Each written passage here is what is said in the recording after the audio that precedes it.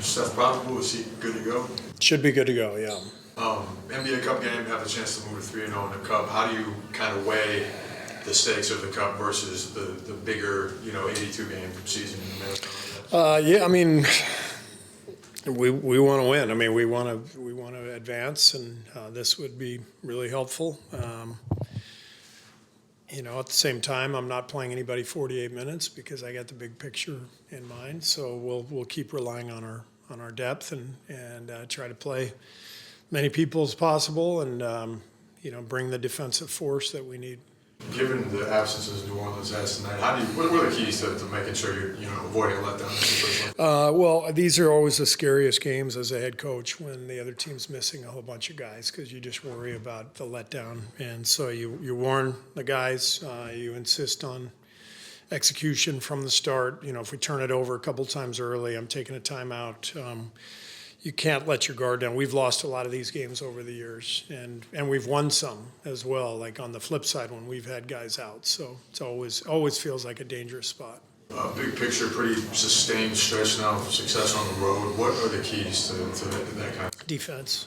If you play good defense, you have a shot on the road, and our defense has been really good, just allowing us to stay in games and give ourselves a chance. With regards to defense, significant improvement, obviously in transition defense, best in the league. How did that come together? What is the process to building a transition defense that's been that effective? Well, we talked a lot about it preseason with the guys in camp.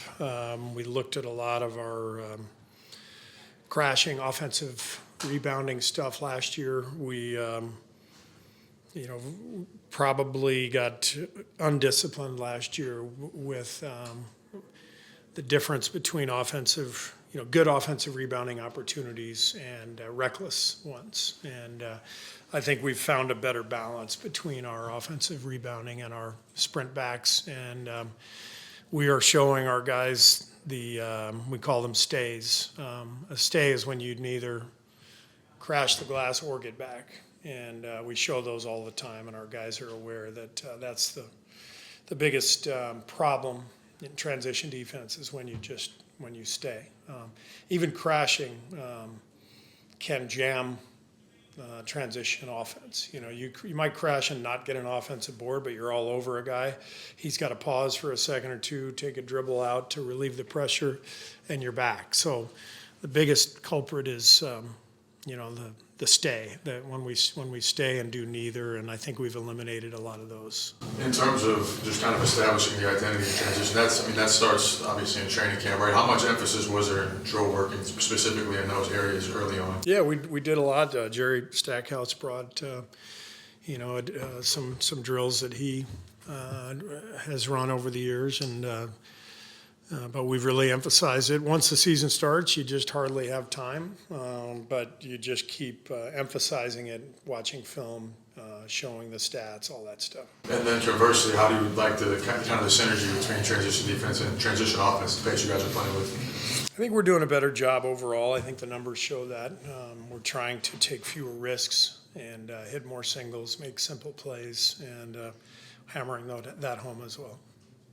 Hey Steve, a few weeks ago I asked Willie Green just about player unavailability, being up over the last decade, and his thought on that was it's just a much faster game than it was 20 years ago. How much of the unavailability stuff is the pace and tempo of the game, and how much of this other stuff you see? It's hard to know exactly what's what, but the numbers do show that our players in the NBA are covering way more ground than they were 15, 20 years ago. And that's easily trackable.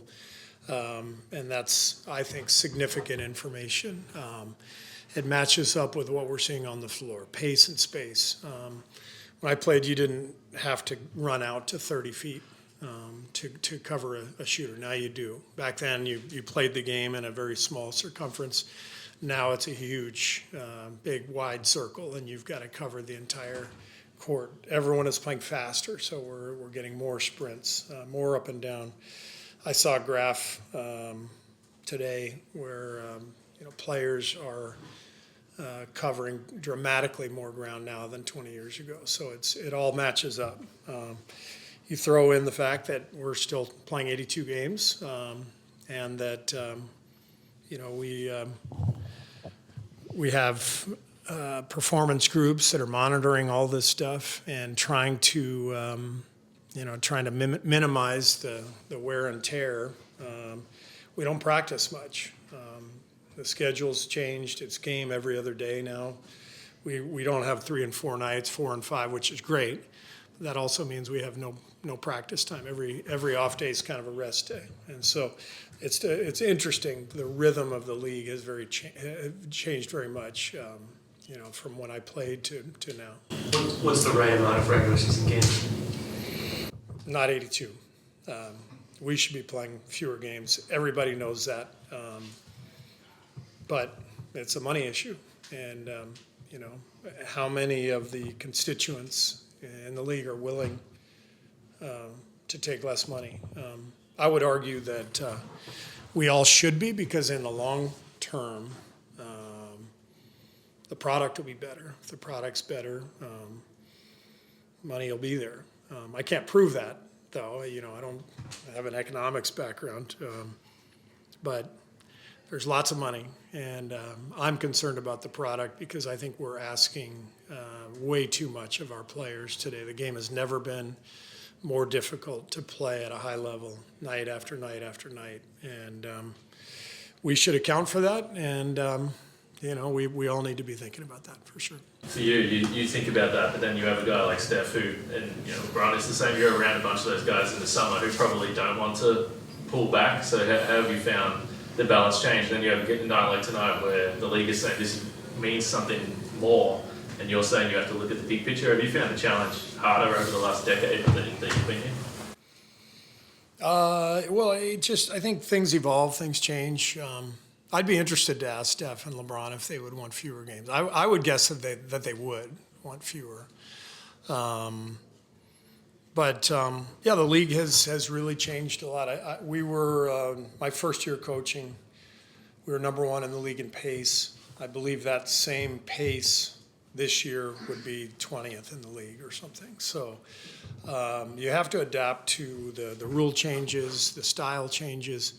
Different coaches come in and introduce different things. I think Mike D'Antoni really changed the way the modern game is played in Phoenix with the pace and space.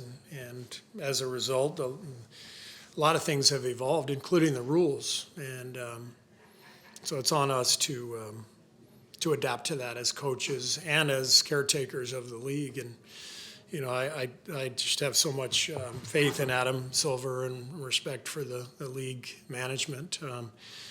What I don't have faith in is America's willingness to maybe cut back on a few profits here and there in the name of quality. I don't think that's in our nature in America.